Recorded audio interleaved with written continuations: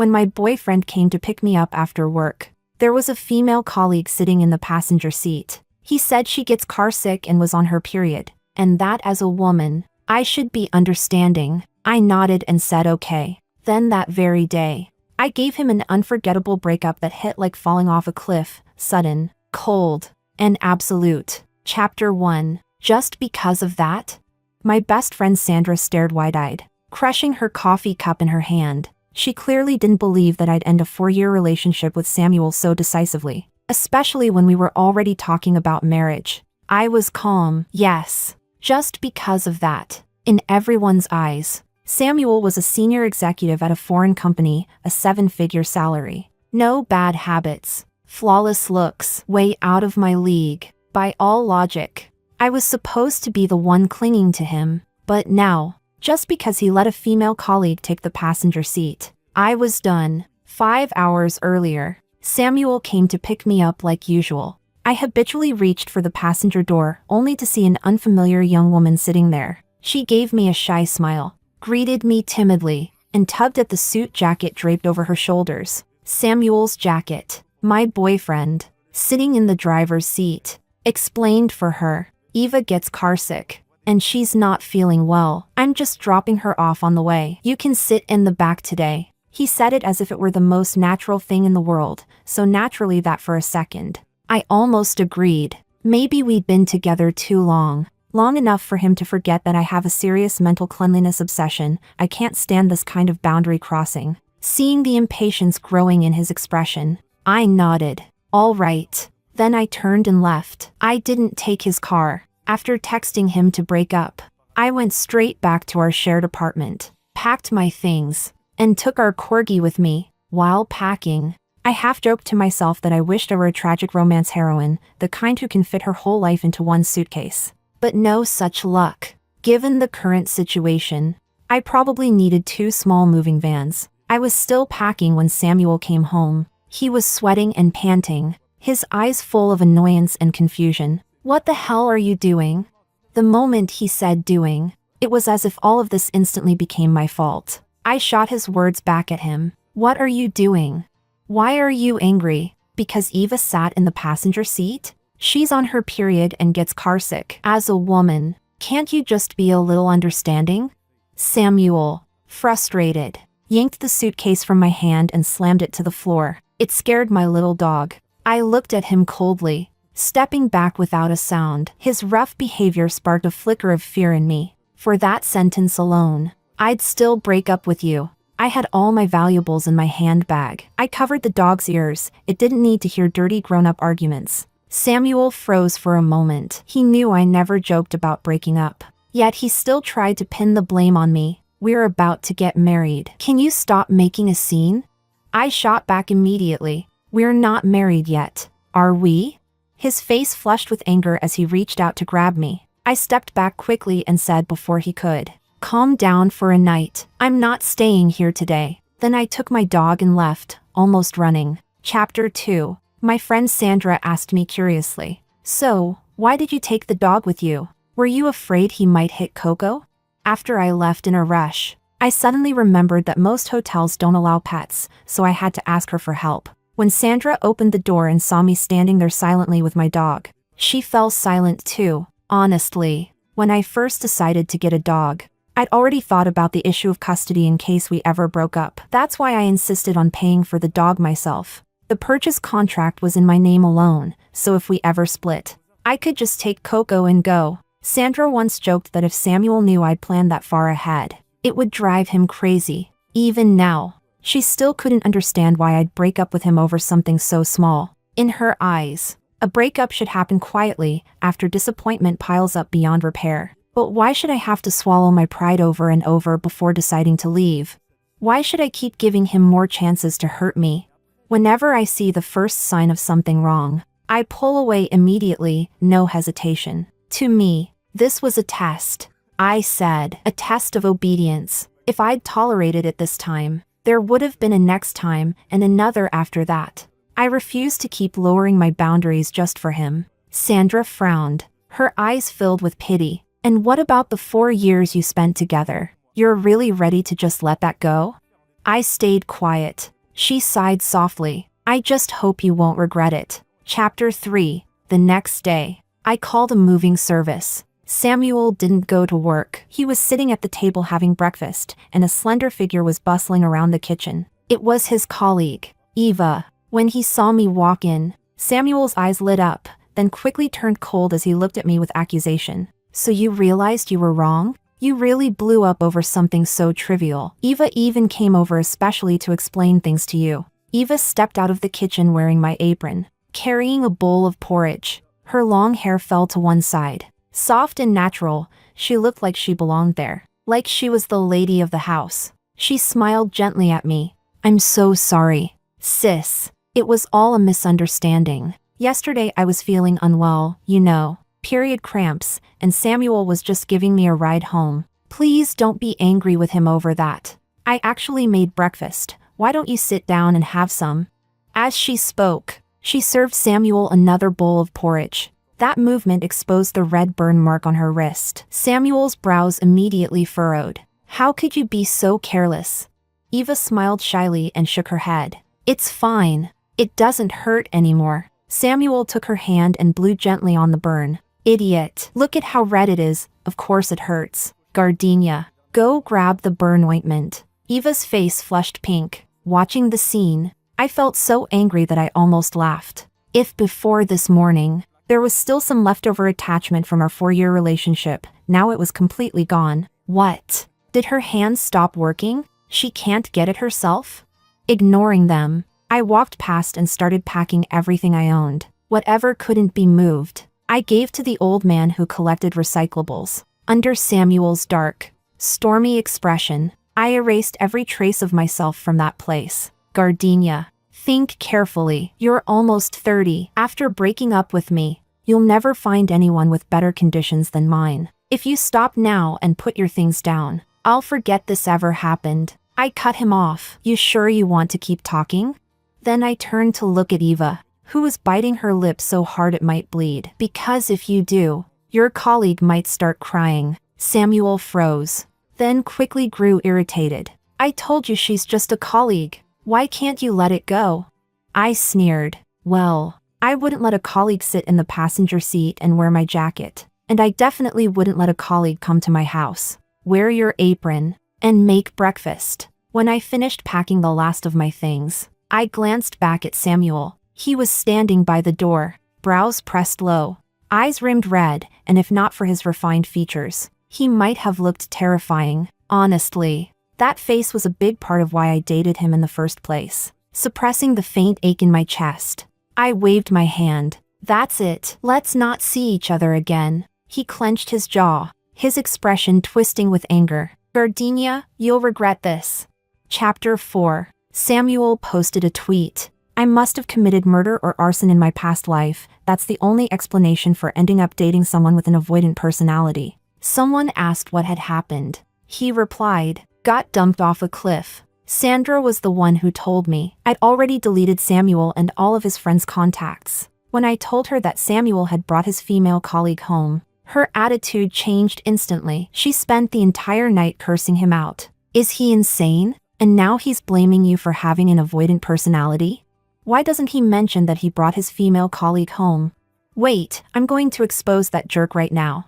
Sandra started furiously typing as she spoke. Sure enough, not long after her comment, Samuel deleted the tweet. She was still angry and wanted to argue with him, but I stopped her. Let it go. Even without Eva, Samuel and I were never going to last. The truth is, our backgrounds couldn't have been more different. His parents were high-ranking government officials, and he was their only child. My parents were farmers, no retirement funds. Just a lifetime of hard labor, domestic violence, and patriarchal thinking. I had an older sister and a younger brother. After middle school, my parents were ready to send me to a factory job, but I had good grades. I got into one of the top 10 high schools in the city, and a teacher helped me stay in school. University was my escape, the first time I'd ever really breathed. Even if Samuel never said it out loud, I could always feel that faint, smug superiority about him. When we went out to eat and I asked for the leftovers to go, he said I was cheap. When I compared prices before buying something, trying to find the best deal. He said it was unnecessary. In all his fantasies about our future, I'd quit my job after marriage, focus on getting pregnant, and become a full-time housewife. But I have my own career. My position may not be high, but I earned it, clawed my way through thousands of resumes to get here. Why should I give that up? Just to orbit around a husband and children?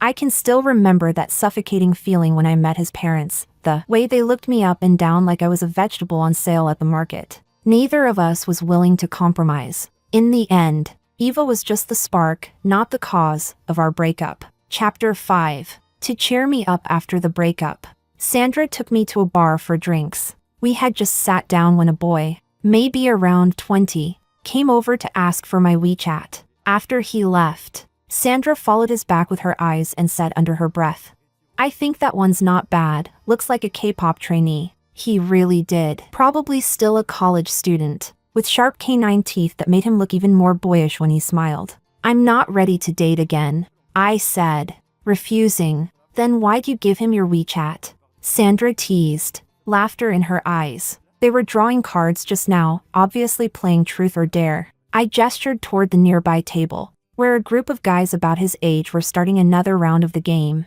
Sure enough, after I left, the boy messaged me to say he'd lost a dare. I didn't reply, just deleted him. On the 7th day after the breakup, Samuel posted a new tweet and Eva appeared in it. Sandra was laughing as she showed me. "It's marked visible to you only." I asked his buddies, none of them can see it. So clearly, he's counting on me to tell you, doing it on purpose. She smirked. What? Is he trying to pull some kind of self-torturing, reverse psychology love confession?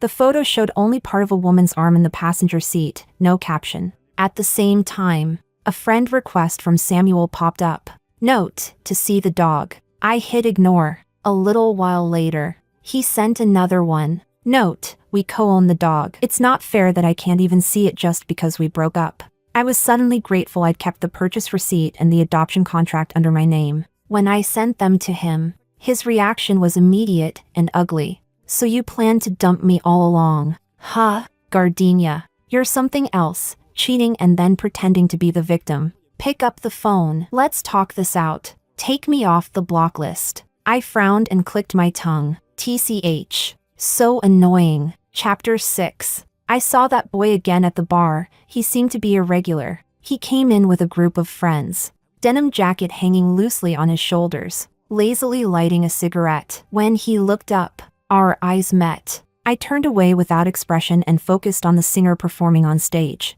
Out of the corner of my eye, I could feel his gaze lingering on me for a while. But we weren't from the same world. That ordinary denim jacket of his cost over 40,000 yuan, and even his lighter was a designer brand. Of course, I wouldn't have known. It was Sandra beside me, staring and muttering in awe. She casually snapped a selfie and tweeted, "So what if there's one more rich guy in this world?"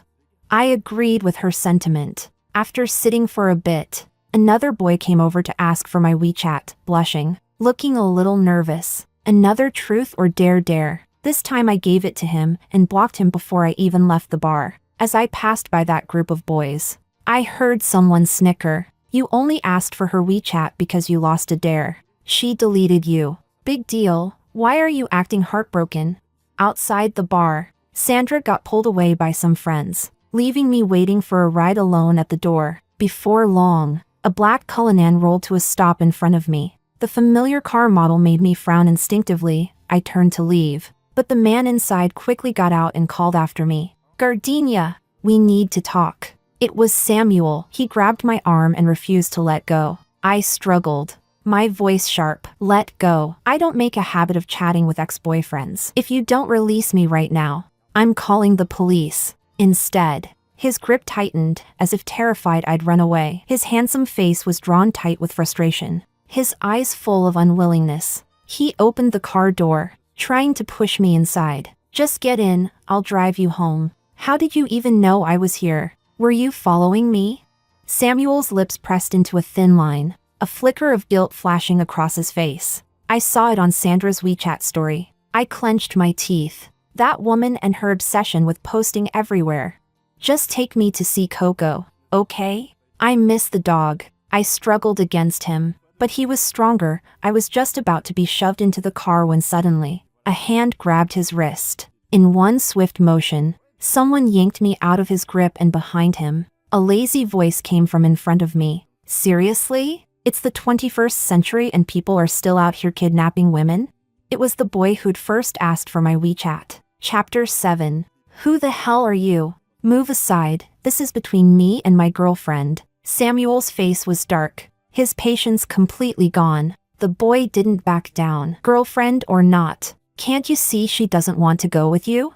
His tall frame stood solidly in front of me, shielding me completely, and to my surprise, that made me feel safe. Hearing the commotion, the security guards started heading our way. Samuel's expression grew even darker. Before he could say anything else, I cut in. Samuel, when something's over, it's over. The fact that we ended up like this just means we were never right for each other. Leave, before you make me lose respect for you. He stood there in silence for a long moment. When he finally spoke, his voice was low and rough. I can't accept this. He couldn't understand how I could let go of 4 years so easily, but I knew exactly why he couldn't accept it, because I'd walked away too cleanly. No drama, no pleading. I'd taken his pride along with the breakup, and that was what truly stung. After Samuel finally left, I stepped out from behind the boy and thanked him. Thanks for helping me. I paused, then added, which university are you from? I should probably send you a banner or something. You basically acted like a hero saving the damsel. He chuckled and took out his phone, showing me a chat window with a message that hadn't gone through. If you really want to thank me, just add me back. The chat showed his last unsent message. Oscar, hi, I'm Oscar. Right above it was the glaring red exclamation mark of a blocked message. I added him back while asking, what? Did you lose at truth or dare again? He raised an eyebrow. How'd you know? I guessed. His eyes curved in amusement, his lips were red, his teeth white, and there was a lazy nonchalance about him that somehow softened his smile. Smart, he said lightly, but no, not this time. Chapter 8. Oscar started chatting with me from time to time, casually, or not so casually, fishing for what kind of guys I liked. Whenever Samuel came up, his messages were full of disdain. Oscar, breakups reveal character. Looks like your ex didn't have much of one. Oscar, promise me you won't get back with him. If you do, I'll drive a forklift straight at you. Oscar, has he tried contacting you again? Need me to handle it? He really seemed to have too much free time. Oscar, got hit during today's basketball game, still won though. He sent a smug sticker. I was slacking off at work and replied with a thumbs up. Me, did you get hurt? He answered instantly. Oscar, if I said I did, would you come see me?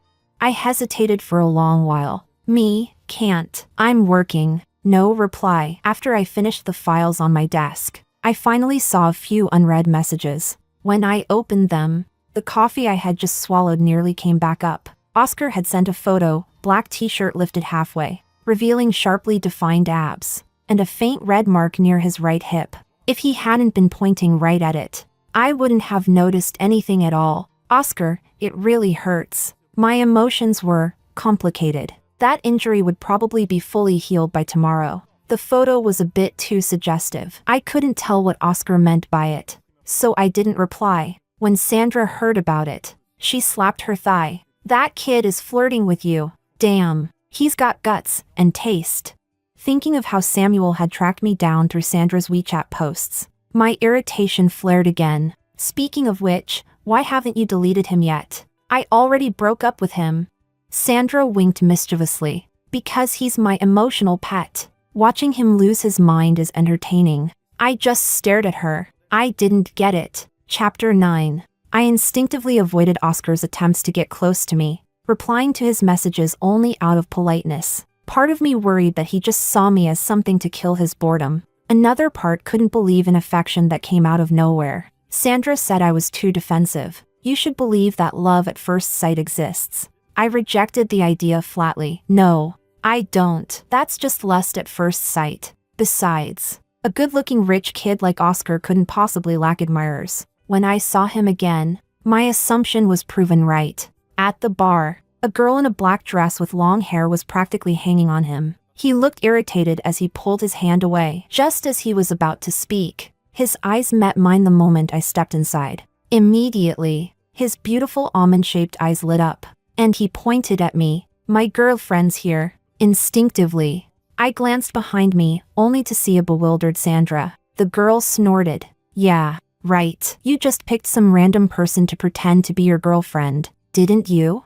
Tisk. Oscar grabbed a bouquet of gardenias from the table, walked straight toward me, and shoved them into my arms. The scent hit me instantly. He wrapped his arm around my shoulders and said to the girl, with a touch of pride, "Let me introduce you, my girlfriend, Gardenia." Then he squeezed my shoulder lightly and whispered, pleading under his breath, "Help me out." I immediately understood.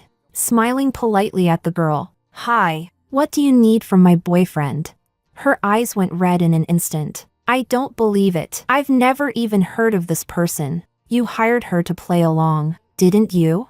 Oscar frowned, his voice turning cold. "That's enough. Do you want us to kiss in front of you to prove it?" The girl stormed off in anger. I watched her leave and handed the bouquet back to Oscar. He'd helped me once before, and now I'd helped him. We were even. But Oscar didn't take it. "It's for you." The gardenia fragrance seemed to soak through my whole body. His ears flushed red as he glanced at me and quickly looked away. He asked, "Has anyone ever told you your name suits you perfectly?"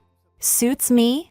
A ridiculous image flashed through my mind, and I couldn't help but laugh. He clearly didn't know that my sister's name is Rose, and my brother's is Poplar. There's nothing poetic about my name, although Samuel once said something similar. After learning where my name came from, he bought a pot of gardenias and said he'd take care of me all over again, just like that plant. Later, he said the flowers' fragrance gave him headaches and threw the whole pot away. "Thank you for the flowers, but there's no need. Just take it as me returning the favor from last time." I politely declined. Oscar stared at me, his eyes dark and unreadable. After a moment, he tugged the corner of his lips into a faint smile. "Gardenia, you seem really eager to distance yourself from me. Why? Don't like younger guys?"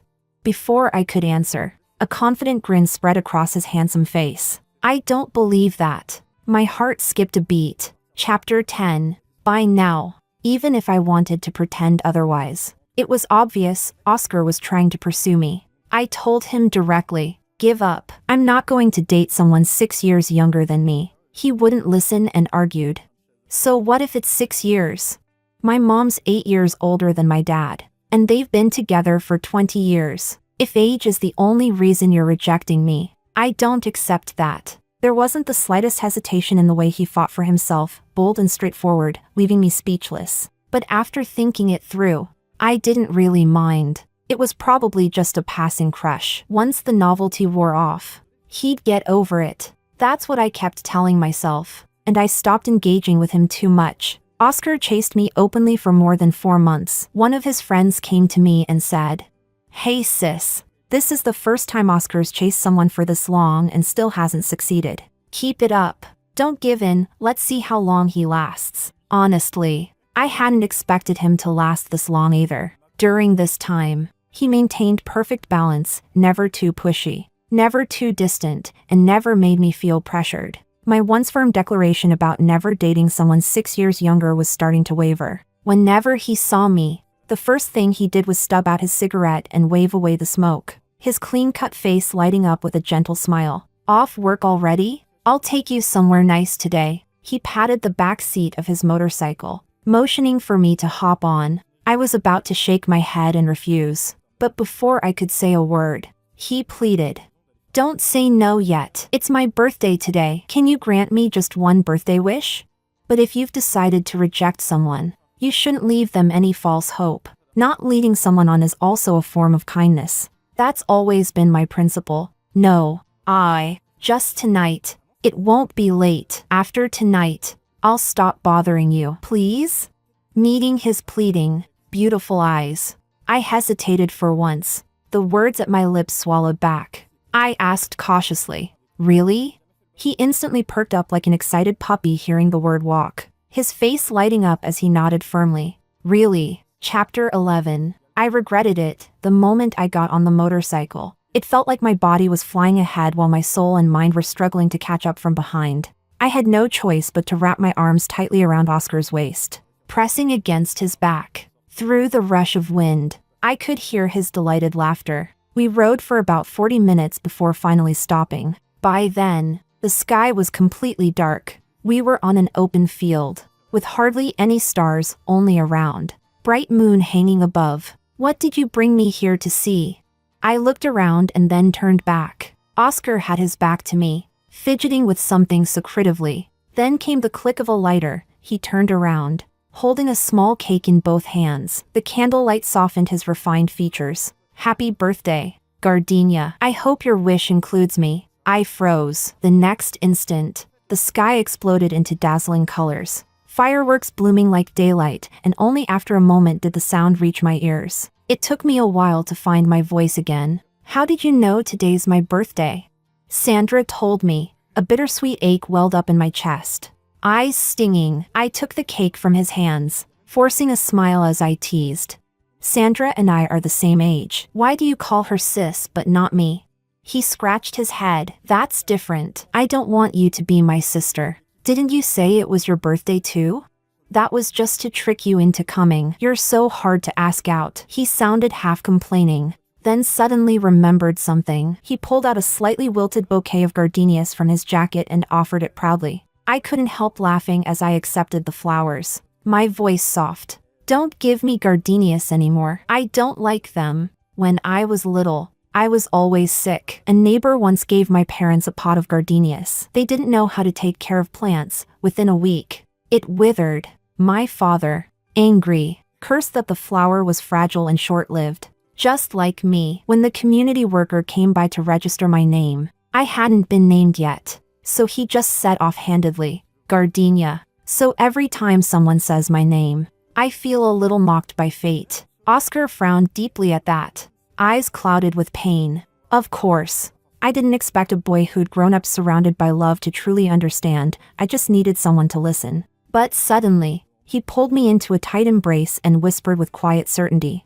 You're wonderful. The flower is wonderful. Gardenia will always deserve to be loved. The fireworks still bloomed above us in brilliant color. I lifted my head and smiled, finally responding to Oscar for the first time. Thank you. My wish is that both of us will have better days ahead. Oscar, you're in my wish. Chapter 12. On the way back, Oscar insisted on holding my hand and taking a picture for his social feed. Our faces weren't in it, just our interlocked fingers. Not long after he posted it, he got a call. All I caught were fragments like it worked, which I assumed meant his confession had succeeded. I didn't think much of it. When Sandra found out, she teased me. So, how does it feel dating a younger guy?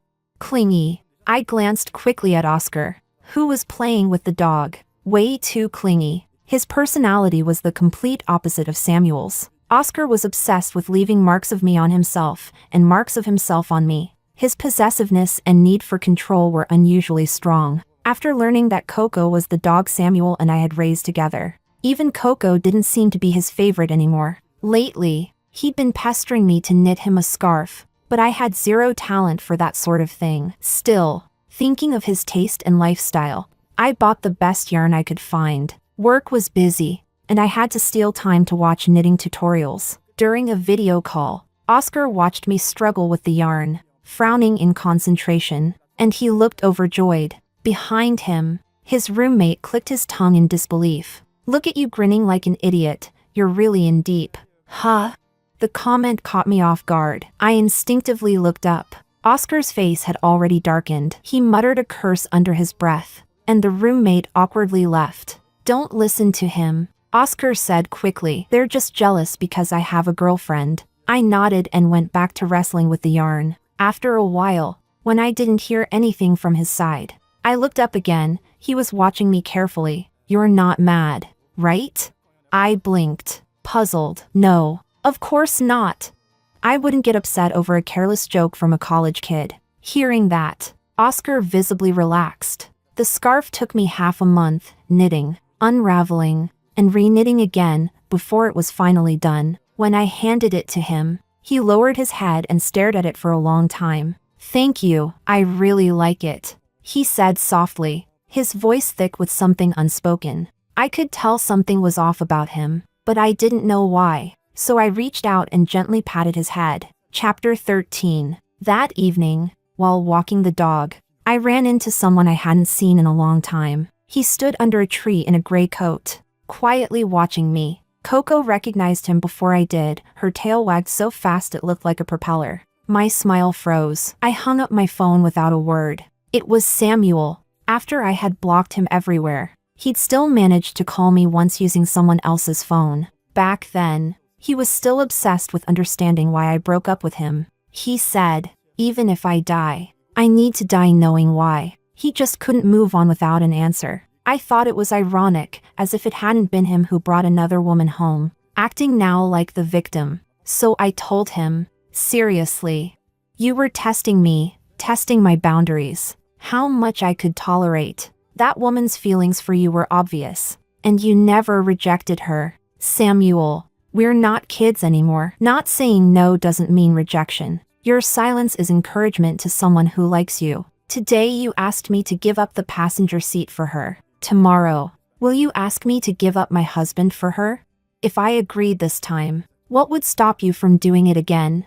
I just didn't give you another chance to hurt me. What's there for you to feel wronged about?" And that wasn't even the whole story. There were also his coldness, his family issues, his indifference day after day. I didn't bother reopening those wounds. In the end, I simply said, calmly, "I don't stay friends with exes. A good ex should be as good as dead. I hope you can manage that. And don't worry, I won't bother you either. Just stop calling me." But clearly, he hadn't managed it. When I tried to take Coco and walk the other way, Samuel called out to me, "How have you been?" He didn't look great, thinner than before, faint stubble shadowing his chin. "I'm fine." I didn't want to talk. He crouched down and reached for Coco. She went right over, tail wagging. "You're with that younger guy now?" He petted Coco's head and looked up at me, his eyes full of something like longing. I turned away to avoid his gaze. "That's none of your business. Don't be so cold. Even if we broke up, I still want you to be happy." "But do you really know him?" I froze. That wasn't about me. It was about Oscar. "What do you mean?"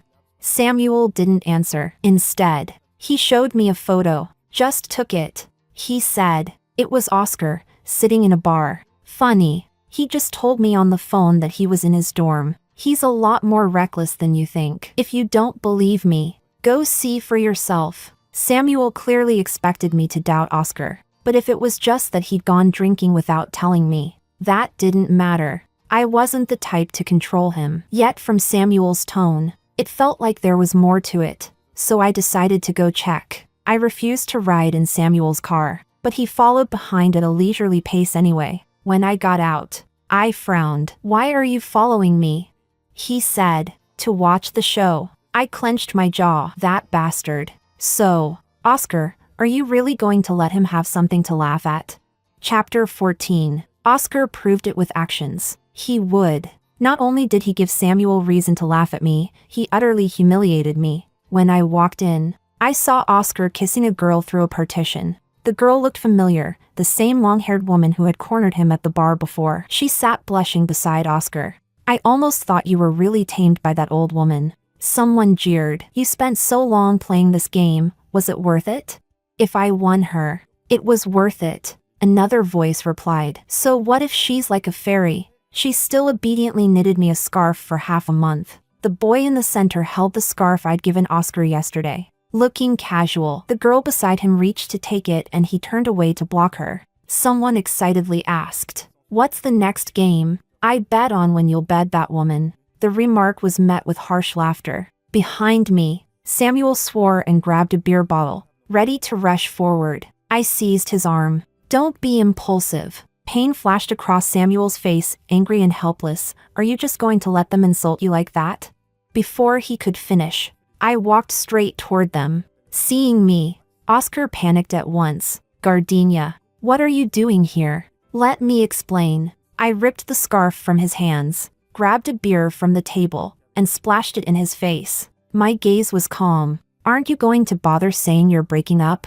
Game over would be a more fitting line. The dammed up emotions, shaken like soda, began to spill over. I glared at the eyes I had once found handsome and, as he looked up at me pleadingly, I said venomously, "Since you love playing games so much, why don't you play them to death? Get out, never see you again." The girl beside him lost her composure. She stood and pointed at me. "How dare you speak like that? Do you really think an old woman like you has the right?" "Shut the hell up," I snapped. After yelling, he reached for me. Samuel's punch landed. Seeing who it was, Oscar flew into rage. "You're pestering Gardenia again?" Samuel sneered. "I'm here to beat you to death. You little bastard. Fun game, isn't it?" Oscar's eyes reddened and he and Samuel threw themselves at each other. My head was a mess. For a moment I had only one thought: fight. Kill one if I have to. But reason ultimately won out. I called Samuel back. "Let's go, Samuel." If their fight escalated, it would only bring trouble to me. At my voice, Samuel retracted his hand and stepped back to my side. Oscar sat on the ground looking disheveled, like an abandoned stray dog, staring at me. I didn't look back. I turned and left. Chapter 15. By the time I finished tending to Samuel's wounds, it was already deep into the night. In just a few hours, I'd gone through another cliff drop breakup. The moment I stepped out of that bar, I deleted every trace of Oscar's contact information. Pathetically, I realized I had become skilled at cutting myself out of a relationship.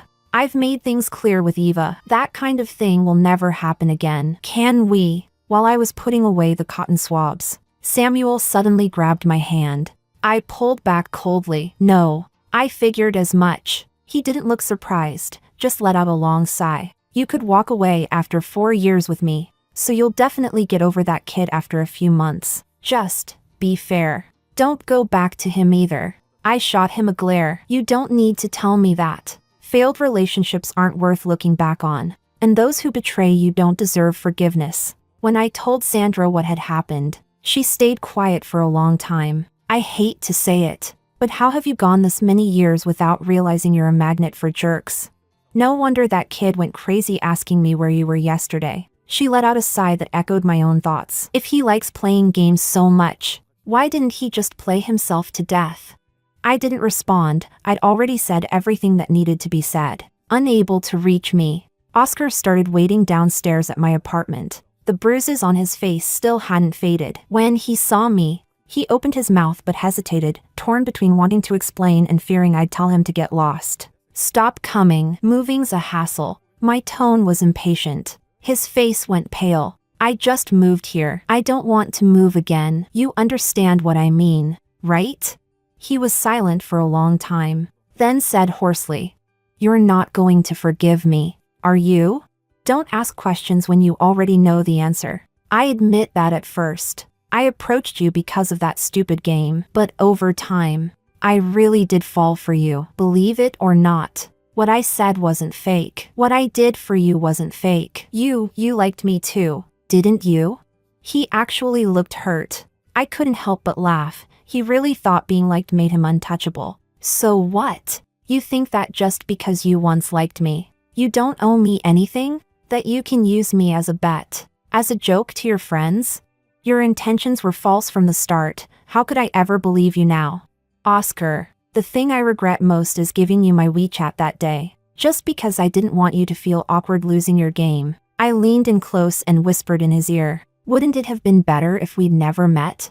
After that, Oscar Chan never came to see me again. Ironically, my company soon landed a major collaboration with a large corporation. As the project lead, I was rewarded handsomely. Later, I learned that the head of that corporation, an old man named Chan, had only one son. On that point, Oscar surpassed Samuel. The profit he brought me was worth far more than any apology ever could. Looking at the sudden jump in my paycheck, I pressed my lips into a faint smile. If this is how a relationship ends, with dividends instead of heartbreak, then maybe I wouldn't mind falling in love a few more times. After all, once you learn to let go, there's nothing in life you can't move past. Chapter 16, Oscar's Side Story. The first time I noticed Gardenia was when a friend pointed her out to me. He nodded toward a woman sitting on the sofa not far away and laughed. See that one? Doesn't she look like the type who seems delicate but actually rides a motorcycle?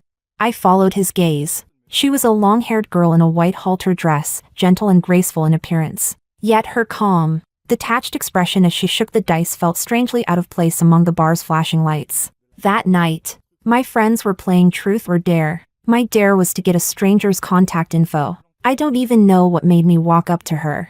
As expected, she didn't refuse. In my 20 years of life, very few people ever had. But the moment I explained the dare, she deleted me right there, on the spot. Bold. I liked that. When my friends later brought up a ridiculous idea, a game, I hadn't been interested. Not until I saw Gardenia again. If we're going to play, I said, let's make it big. 3 months. I bet I can win her over. That's why I helped her outside the bar that night, and why I deliberately said those ambiguous words. My purpose couldn't have been clearer, but Gardenia was difficult, impossibly so. She gave me no chance at all. My friends told me to drop it, that it was just a random bet. I didn't listen. I couldn't even explain why. She wasn't my type, and she clearly wasn't interested in me. Yet I wanted her gaze to linger on me a little longer, and a little more. Gardenia had a deep kind of mental cleanliness. Her annoying ex,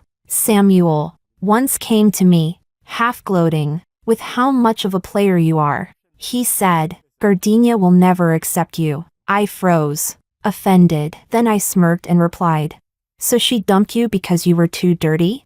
Sure enough. Samuel's face twisted with anger, but then he smirked back. No, I wasn't dirty, at least not when we were together. Unlike you, I actually had her once. Even if we've broken up now, I really had her. You'd better pray she never finds out about your little game. He got to me. I decided to give it one last shot. If Gardenia rejected me again, I'd give up for good. But this time, she said yes. I was overjoyed and terrified. Because Samuel was right, I'd have to keep it a secret forever. The day Gardenia caught me was the day the sword of Damocles finally fell. And it struck hard. I wanted to tell her that not everything had been fake, that my feelings were real, but I'd seen the way Gardenia ended things. With her, chances only came once. Once you lost it, it was gone forever. Those beautiful eyes that had once looked at me gently were now filled only with disgust, and I knew we would never be possible again.